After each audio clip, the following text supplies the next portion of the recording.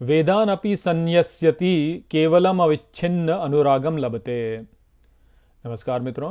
मित्रों, ये जो सूत्र है ये नारद भक्ति सूत्रों का 49वां सूत्र है, जिसे हम आज गहराई से समझेंगे। तो आइए सबसे पहले इसके अर्थ को समझते हैं। तो जो सूत्र वो कहता है, वेदान अपि अर्थात वेदों से भी, संन्यस्यति अर्थात संन्यास ले लेता है, केवलम अविच्छिन्न अनुरागम अर्थात केवल अखंड अनुराग का लभते अर्थात लाभ लेता है।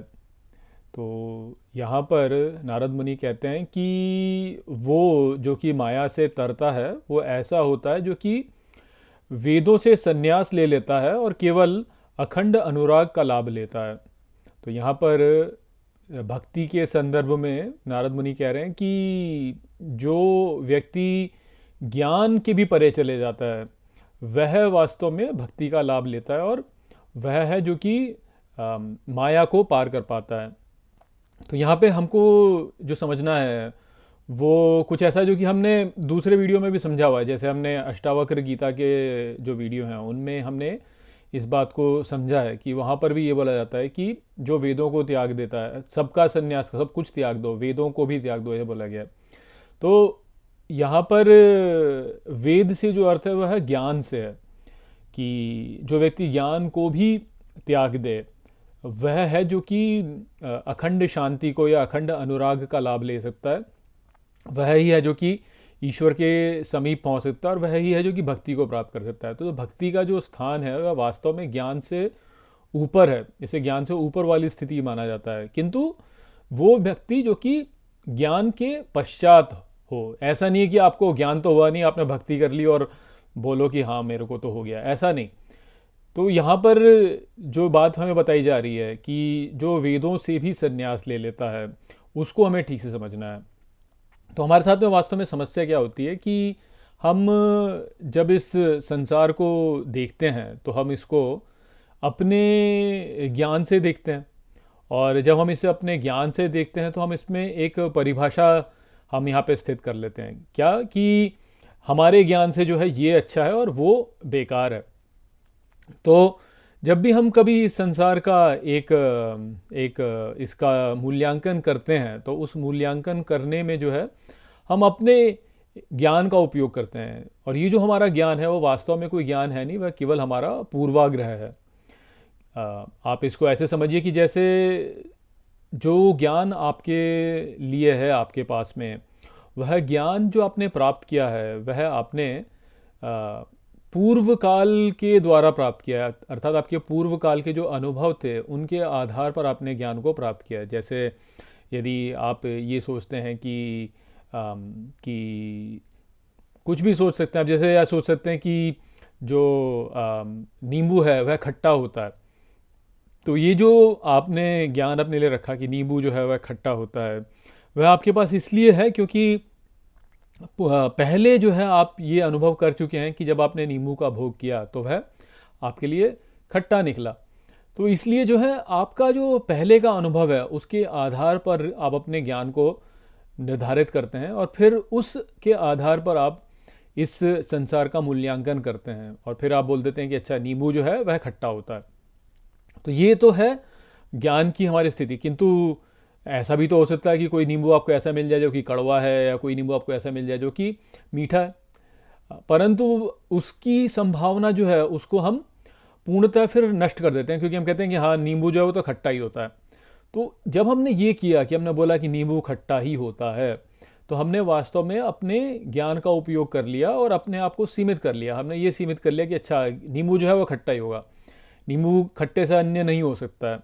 तो ये जो स्थिति हम अपने लिए उत्पन्न करते हैं, यह ही वास्तव में यहाँ पर बोला जा रहा है कि वो वेद हैं, क्योंकि वह ही है जो कि हमारा ज्ञान है। हम जब भी कुछ देखते हैं, जब भी कुछ समझते हैं, संसार को जब हम देखते हैं, तो हम उसको अपने अपने पूर्व के जो हमारे अनुभव हैं उसके आधार पर हम परिभाषित करके बोलते हैं कि ये है तो ये ऐसा ही है, इस समाज का व्यक्ति ऐसा ही होता है, इस संप्रदाय का व्यक्ति ऐसा ही होता है, इस जगत में ऐसे ही होता है। मेरा जो सोच है वह ही सर्वश्रेष्ठ है, दूसरों की सोच जो है वह, मैं उससे, मुझे कोई लेना देना नहीं है। क्यों? क्योंकि मेरा जो पीछे का जो मेरा अनुभव है वह ही सत्य है। तो अपने अनुभव को, जो हमारा सीमित अनुभव है, उसको हमने सत्य मान लिया और उसके आधार पर जो है हमने संसार को परिभाषित कर दिया। और संसार जो है स्वयं ईश्वर स्वरूप है, तो इस प्रकार से देखा जाए तो हमने ईश्वर को परिभाषित कर दिया। और ईश्वर जो है वह परिभाषित नहीं हो सकता, वह परिभाषा के परे की वस्तु है वास्तव में। तो इसलिए जो है हमारे लिए समस्या उत्पन्न होती है। तो ये जो हमारा ज्ञान है जिसके आधार पर हम इस संसार का मूल्यांकन करते हैं, जो इसको भी त्याग दे और बोले कि मुझे कोई ज्ञान नहीं है, वैसा ही व्यक्ति है जो कि भूत और भविष्य दोनों से मुक्त होकर के वह वर्तमान में रह सकता है। क्योंकि उसने जो भी उसने पहले देखा वह उसको पूर्णतः सत्य नहीं मानता, जो भविष्य होगा वो तो अभी हुआ ही नहीं है। तो ना तो वो पूर्व की को ध्यान महत्व देता, ना ही वह भविष्य को महत्व देता। वह केवल वर्तमान में स्थित रहता है और वर्तमान में स्थित रह करके वह अपने अनुभव को केवल ऐसे अनुभव करता है बिना किसी मूल्यांकन के। तो ये जो स्थिति होती है, यह ही स्थिति है जिसमें कि व्यक्ति ईश्वर के साथ में एक हो सकता है। अन्यथा तो आप फिर चिंतन कुछ और ही कर रहे हैं ना। आपको यदि ईश्वर का चिंतन करना है सभी समयों पर, तो ईश्वर का चिंतन करने के लिए अन्य चिंतन नहीं चाहिए। परंतु यदि आप जो है भूतकाल और भविष्य काल के बारे में सोचते हैं, तो आप फिर ईश्वर का चिंतन कैसे करेंगे? आप ईश्वर का चिंतन तो कर नहीं सकते, आप तो फिर संसार का चिंतन करेंगे। तो इस संसार के चिंतन से मुक्त होने का जो उपाय है वो यह ही है कि हम वेदों से संन्यास ले लें। अर्थात जो भी ज्ञान हम अपने लिए रखे हैं कि ये ज्ञान है और ये ऐसे है, ये ऐसे है, उसको हम त्याग दें, उससे हम संन्यास ले लें, उसको हम महत्व ना दें कि अच्छा उस समय हुआ था तो हुआ था, अब भविष्य में क्या हो क्या पता। और देखिए, यदि जैसे आप ये सोचिए कि जब आप किसी व्यक्ति के साथ में एक अपना उसके साथ में संबंध बनाते हैं, तो उस संबंध में जो है वो नवीनता जो है वह हम ढूंढते हैं। जैसे आप जैसे ये सोचिए कि आप किसी व्यक्ति के साथ में रहते हैं, तो आप ये जानते हैं कि ये व्यक्ति इस प्रकार का है, तो वह ऐसे ही वह व्यवहार करेगा, ये हम रख लेते हैं। और जब हम इस प्रकार से करते हैं तो कई बार होता ये है कि जो हमारा संबंध है वह धीरे धीरे धीरे धीरे धीरे धीरे जो है उसमें जो वो एक रस था नवीनता का, वह समाप्त हो जाता है। और फिर जो रहता है वह केवल वैसा ही रहता है कि आप पहले से ही जानते हैं कि कैसा होगा कैसा नहीं होगा। परंतु ईश्वर जो है वह ऐसा नहीं है। जब आप ईश्वर के साथ में संबंध बनाते हैं तो वहाँ निरंतर नवीनता है। क्यों? क्योंकि ईश्वर जो है अनंत है और ईश्वर जो है उनका स्वभाव ही वास्तव में जो है आनंद वाला है, और आनंद जो है नवीनता में ही आता है। तो इसलिए जो संबंध हम ईश्वर से बनाते हैं वह कभी पुराना नहीं होता, वह सदा नवीन रहता ही है। तो इस कारण से आप ईश्वर के साथ में जो संबंध है उसको परिभाषित करने में जो है आप उसको ऐसे नहीं कह सकते हैं कि ईश्वर ऐसा है। तो क्योंकि आप ऐसा नहीं कर सकते हैं, इस कारण से भी जो है ये वेदों से संन्यास व्यक्ति ले लेता है। और जो अगला अनुभव फिर व्यक्ति करता है उसमें वह नवीनता रखता है। वो यही सोचता है कि हो सकता है कि अगला नींबू जो मुझे मिले वो मीठा हो, क्या पता ईश्वर जो है वह मुझे चकित कर दें और मीठा नींबू प्रदान कर दें। तो वह उस प्रकार का एक खुलापन जो है अपने दृष्टिकोण में सदा रखता है। और ये करना जो है वह ही वास्तव में जो हमारे संबंध होते हैं उनको जीवित रखता है। अन्यथा तो आप संबंध से ऊब जाएंगे। तो इसलिए अविच्छिन्न अनुराग का लाभ लेता है व्यक्ति। अर्थात ईश्वर के साथ में जो संबंध बनाया उसमें निरंतर निरंतर अनुराग रहे, निरंतर उसमें जो है एक आकर्षण रहे, वह आकर्षण व्यक्ति रखता है। तो वो रखने के लिए जो है इस प्रकार की स्थिति होनी चाहिए।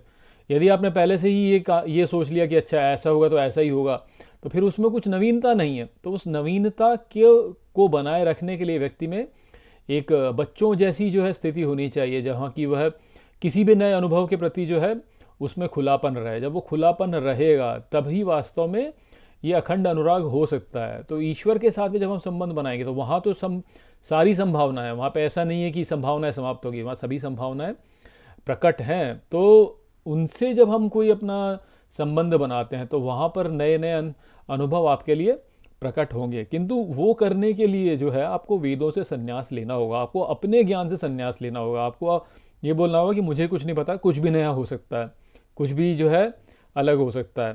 और इस प्रकार का भाव यदि आप रखेंगे तो फिर जो है वो अनुराग निरंतर बना रहेगा। वो यहाँ पे बात थी जो कि नारद मुनि ने बताई। आशा करता हूँ कि मैंने इस सूत्र को आपको अच्छे से समझा दिया होगा। चलिए इसी के साथ इस वीडियो को हम यहीं पे समाप्त करते हैं। नमस्ते।